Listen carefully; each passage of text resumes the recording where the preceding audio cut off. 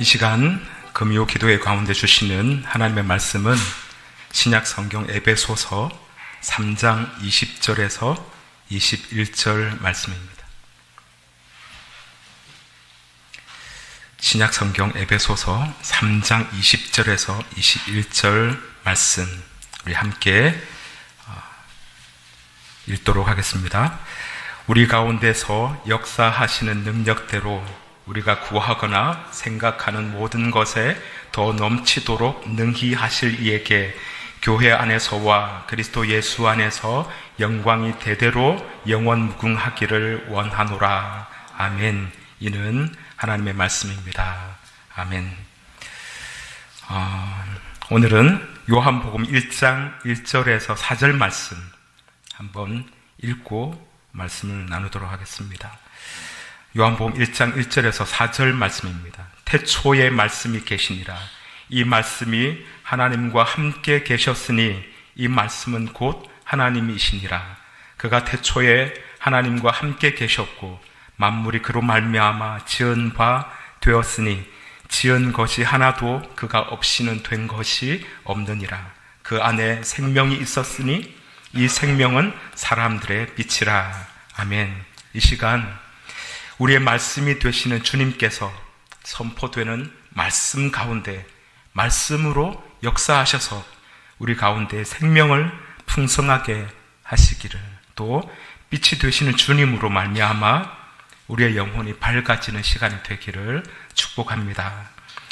예배학 용어 중에 송영이라는 말이 있습니다. 작년에 제가 일부 예배를 맡아서 인도할 때 설명을 드렸던 내용인데요. 이 송영이라고 하는 것은 예배의 시작과 마지막에 부르는 기도 형식의 찬양을 가리키는 말입니다. 우리 교회 주보에도 보면 예배의 부름 다음에 송영이라는 순서가 있는데요. 호산나 찬양대가 찬양으로 송영을 합니다. 곡에 들어 주를 맞이해 엎드려 경배하며 찬양, 이 곡이죠. 그리고 예배의 마지막에도 축도 후에 찬양대가 찬양을 하는데요. 그것도 송영입니다. 이렇게 예배는 송영으로 시작해서 송영으로 끝나도록 되어 있습니다. 오늘 우리가 읽은 에베소서에도 송영이 있는데요. 오늘 본문이 바로 그 송영입니다. 자, 그러면 어떻게 해서 송영인가? 에베소서는 크게 두 부분으로 나누어져 있는데요. 1장에서 3장 그리고 4장에서 6장입니다. 1장에서 3장은 신학적이고 교리적인 진술, 그러니까 하나님은 어떤 분이신지, 우리에게 행하신 일은 무엇인지에 관한 내용입니다. 즉, 하나님의 선택과 예정, 인간의 죄와 예수 그리스도의 십자가 은총, 그리고 구원과 하나님의 은혜의 경륜, 바로 이와 같은 내용으로 되어 있습니다. 한편 4장에서 6장은 십자가의 은총으로 하나님의 자녀가 된 우리가 그리스도인들이 어떻게 살아갈 것인가, 즉 그리스도인의 생활에 관한 말씀으로 되어 있습니다. 교회 안에서는 성도 간에 어떤 관계를 맺어야 할지, 하나님께서 주신 은사는 무엇을 위해 사용해야 할지, 말과 태도는 어떻게 해야 하며, 또 가정에서는 어떤 믿음으로 살아가야 하는지, 그리고 우리가 마귀에게 대항하기 위해서는 무엇으로 무장해야 하는지 등에 관한 말씀들입니다. 그런데 바울은 1장에서 3장의 이 신학적인 서술을 마무리하면서 3장 마지막 부분, 오늘 본문이죠. 20절과 21절에서 하나님께 영광의 찬송을 올려드리고 있는 것입니다. 그래서 신학자들은 오늘 본문을 송영이라고 부르는 거죠. 자, 그러면 바울은 이 송영에서 하나님의 어떤 모습을 찬송하고 있는 것일까요? 오늘은 이 송영에 담겨 있는 바울의 찬송을 통해서 하나님은 우리에게 어떤 분인지 함께 살펴보도록 하겠습니다. 먼저 20절 상반절 말씀입니다. 이렇게 말씀합니다. 우리 가운데서 역사하시는 능력대로. 바울은 먼저 하나님을 우리 가운데서 능력으로 역사하는 분이라고 찬송하고 있습니다. 여기서 역사라는 말이 중요한데요. 한국 역사, 세계 역사, 미국 역사, 그런 역사가 아니죠. 여기서 역사라고 하는 말은 부역을 뜻하는 역자와 일사자를 써서 어떤 일을 하는 것을 의미하는 단어입니다. 국어사전에는 이렇게 되어 있습니다. 기독교라고 괄호를 쳐놓고 하나님이 일함 또는 그런 일. 그러니까 역사라고 하는 것은 하나님께서 우리 가운데서 일하시는 것, 우리 가운데서 일하시는 것을 말하는 것이죠. 그래서 우리는 평소에 이런 말을 많이 사용합니다. 설교자가 설교할 때는 하나님께서 역사하십니다.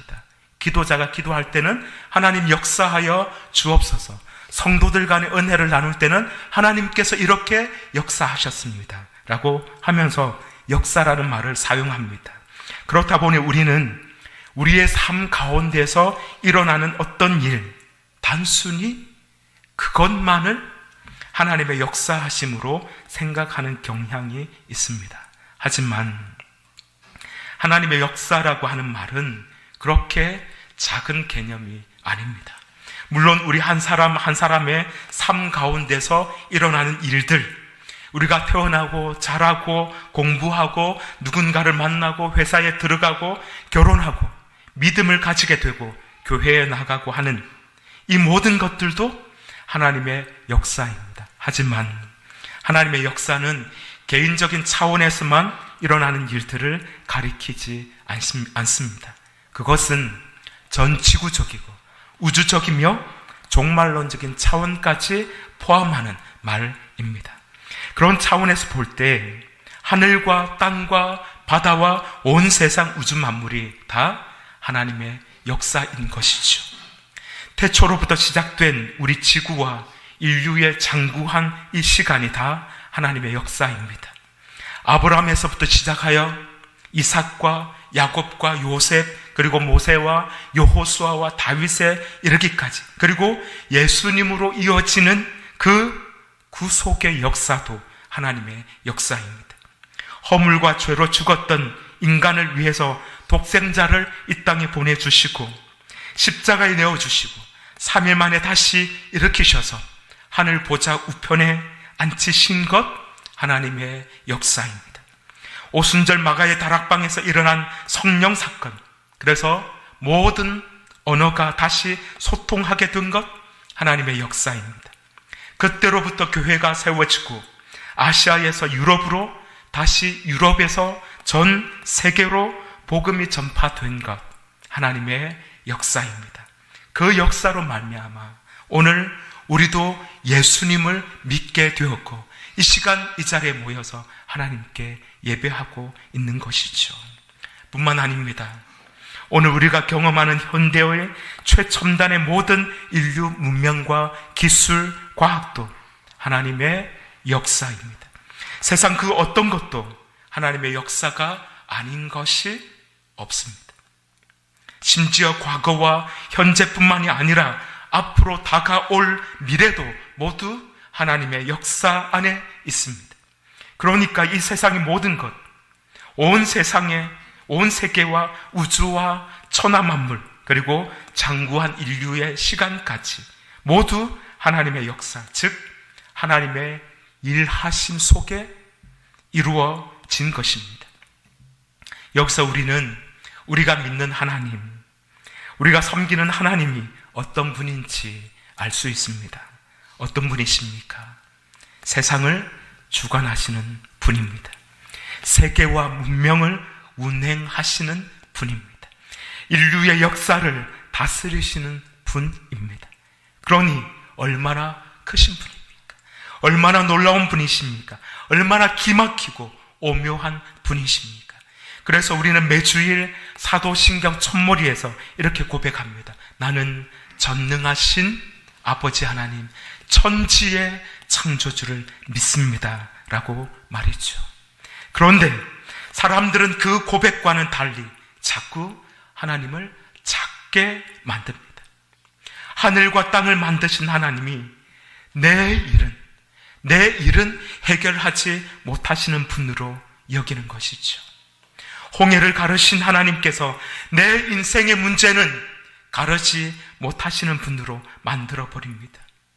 광야에서 40년 동안 이스라엘 백성들에게 만나와 메추라기를 내려주신 하나님께서 우리 가족의 먹는 문제, 그 문제는 책임져 주지 못하시는 분인 것처럼 생각합니다.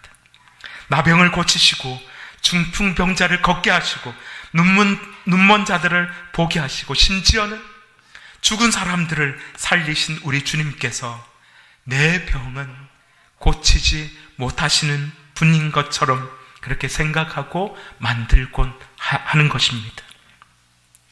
우리는 보통 어떤 큰 일, 그 일도 두려움 없이 잘 처리하는 사람들을 보면 이렇게 말하곤 하죠. 저 사람 사이즈가 달라 라고 말입니다. 어떤 문제를 해결하기 위해서 자기 소유를 아끼지 않고 쾌척하는 그런 사람들을 볼 때도, 통 크게 이렇게 일을 하는 사람들을 볼 때도 그렇게 말합니다. 저 사람은 우리와는 사이즈가 달라 라고 말이죠. 자, 그러면 하나님의 사이즈는 어떨까요? 하나님의 사이즈, 인간의 사이즈가 그렇다면 하나님의 사이즈는 어떨까요? 프리사이즈입니다. 아니, 한계가 없으시죠. 무한대 사이즈입니다. 어떠한 제한도 없으신 분입니다. 우리가 그 사이즈를 정할 수 없을 만큼 말이죠. 그런데 우리는 자꾸 하나님의 사이즈를 축소하는 경향이 있습니다. 110, 105, 100, 그것도 모자라서 95, 90까지, 심지어는 어린이 사이즈만도 못한 것으로 만들어 버립니다. 여러분은 어떻게 하고 계십니까? 예를 들면 이런 겁니다. 하나님은 우리 자녀들을 요셉처럼 잘 키워서 세상에 내놓기를 원하시죠. 그래서 어떤 고난도, 어떤 시련도 거뜬히 이겨내는 신앙인으로 살아가기를 원하십니다. 그런데 우리는 고작 공부 잘하는 아이가 되게 해달라고 기도합니다. 또 하나님은 우리 자녀들을 다윗처럼 키워서 골리앗 세상과 싸워 이기는 신앙인으로 살아가기를 원하십니다. 손에 들고 있는 것은 물맷돌 뿐이지만 당당하게 용기를 갖고 하나님의 이름으로 골리앗 세상과 맞서는 그런 자녀가 되기를 말이지요. 그런데 우리는 고작 소위 말하는 명문대에 들어가서 연봉 높은 직장에 취업하기를 원합니다. 하나님은 우리 자녀들을 세례 요한처럼 키워서 주님 오실 길을 예비하며 하나님 나라와는 전혀 무관한 삶을 살고 있는 사람들을 향해서 천국을 선포하며 살기를 원하십니다. 그런데 우리는 고작 돈 많이 벌어서 별 어려움 없이 안정적으로 살기를 원하여 그렇게 기도하죠. 사실 저도 여기에 대해서는 할 말이 없습니다. 저도 아이들 키울 때는 그런 말을 했습니다. 얘들아, 공부 열심히 해야 된다. 그래야 상위권 대학에 갈 수 있다. 그래야지 기회가 많이 주어진다. 나는 너희들이 돈 걱정 안 하고 아빠 엄마보다는 좀 더 안정되게 살았으면 좋겠다. 뭐 이런 요지의 얘기였습니다. 그렇다고 이것만 얘기한 건 아니니까요. 좀 봐주십시오. 이런 말도 했었습니다. 어쨌든 이런 생각이 보통 사람들, 우리 신앙인들의 생각입니다. 하지만 하나님은 우리를 향한 큰 계획을 가지고 계십니다. 우리 자녀들을 향한 큰 비전을 가지고 계십니다. 소위 말하는 큰 그림을 그리고 계시는 거지요. 그런데 우리는 하나님의 계획에는 별로 관심이 없습니다. 하나님은 큰 사이즈를 가지고 계신데 우리의 삶을, 그 사이즈를 가지고 우리의 삶을 측량하시는데 우리는 하나님 뭘 그렇게까지요? 괜찮습니다. 우리 애가 무슨 요셉입니까? 무슨 다윗이고 세례 요한입니까? 그건 다른 아이한테나 목사님 아이들한테나 하시고 우리 아이는 거저 공부만 잘하면 됩니다. 상위권 대학만 가면 됩니다. 연봉 높은 회사에 취직해서 편안하게 살면 됩니다. 제발 그것만이라도 해주십시오 라고 말이죠. 이스라엘 백성들이 출애굽한 후에 광야에 있을 때 시내산에서 하나님의 말씀을 받고 시내산을 떠납니다. 그리고 다베라라는 곳에 진을 치고 있을 때였습니다. 이때 백성 가운데서 원망과 불평이 쏟아져 나왔습니다. 누가 우리에게 고기를 주어 먹게 하랴 하는 거였습니다. 고기를 주어 먹게 하랴. 그동안 하나님께서 내려주신 만나를 먹고 지내고 있었는데 이 만나가 질린 것입니다. 또 만나만 먹어서는 힘도 나지 않았을 것입니다. 그래서 고기를 달라고 떼를 쓰면서 울고 있는 것입니다. 그러자 모세가 화가 나서 하나님께 원망하면서 이렇게 말합니다. 하나님, 어찌하여 저를 이렇게 괴롭게 하십니까? 어째서 이 백성들을 내게 맡겨서 이 짐을 내가 지게 하십니까? 하나님, 내가 이 백성들을 배웠습니까? 내가 이 백성들을 낳았습니까? 이 백성에게 줄 고기를 내가 어디서 얻겠습니까? 그러면서 나는 이제 이 백성들을 감당하지 못하겠습니다. 제발 저를 죽이셔서 제가 이 공경을 당하지 않게 해 주십시오 라고 말했습니다. 그러자 하나님이 모세를 불러서 얘기합니다. 내일 고기 먹기를 기다리라. 내일 고기를 주겠다는 것입니다. 그러면서 민수기 11장 19절과 20절에서는 이렇게 말씀합니다. 하루나 이틀이나 닷새나 열흘이나 20날만 먹을 뿐 아니라 냄새도 싫어하기까지 한 달 동안 먹게 하시리니. 하나님도 마음이 상하셨던 것 같습니다. 그래서 냄새도 싫어하기까지 한 달 동안 먹게 하겠다라고 말씀하신 것이죠. 이때 모세가 이런 말을 합니다. 민수기 11장 21절에서 22절 말씀입니다. 모세가 이르되 나와 함께 있는 이 백성의 보행자가 60만 명이온데 주의 말씀이 한 달 동안 고기를 주어 먹게 하겠다 하시오니 그들을 위하여 양떼와 소떼를 잡은들 조카오며 바다의 모든 고기를 모은들 조카오리이까. 무슨 말입니까? 모세의 대답은 이런 겁니다. 하나님, 지금 백성들이 장정만 무려 60만 명입니다. 식구들까지 다 합치면 200만 명은 좋게 될 것입니다. 그런데 이들에게 하루도 아니고 그것도 한 달 동안 고기를 먹게 하신다고요. 그러려면 양떼와 소떼를 얼마나 잡아야 하겠습니까? 그 고기를 어디서 구할 수 있겠습니까? 바다의 모든 고기를 다 쓸어 모아도 안 될 것입니다 라고 말한 것입니다. 그때 하나님께서 하신 말씀이 있습니다. 딱 한마디 하셨습니다. 여호와의 손이 짧으냐? 여호와의 손이 짧으냐? 새번역 성경은 이렇게 번역했습니다. 나의 손이 짧아지기라도 하였느냐? 그렇습니다. 하나님은 이스라엘 백성들의 숫자가 얼마나 되었든 다 먹이실 수 있습니다. 한 달이 아니라 1년이라도 10년, 100년, 아니 영원토록이라도 먹이실 수 있는 분입니다. 그런데 모세는 자신의 알량한 머리로 재빠르게 계산한 것입니다. 아니 60만 명을, 그것도 한 달 동안이나, 그게 어떻게 가능합니까? 모세는 홍해 사건의 주역이었음에도 하나님의 능력을 제한한 것입니다. 하나님의 사이즈를 축소한 것이죠. 하지만 하나님은 말씀하신 대로 다음날 바람을 일으키셨습니다. 그리고 바닷가에서부터 바람을 쭉 일으키셔서 메추라기를 몰아오십니다. 그리고는 이스라엘 백성들의 진영 사방에 메추라기를 내리시는데 성경은 이렇게 말씀합니다.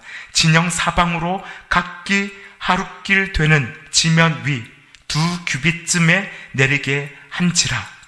하룻길이면 30km 정도 된다고 볼 수 있습니다. 하룻길. 사람들이 한 바퀴 쭉 돌았을 때 30km면 보통 거리가 아니죠. 그리고 2규빗 높이로 메추라기를 주셨다고 말씀합니다. 2규빗이면 어느 정도입니까? 90cm입니다. 한 규빗이 45cm니까 90cm. 거의 1m. 제 허리보다 위쪽으로 메추라기가 쌓인 겁니다.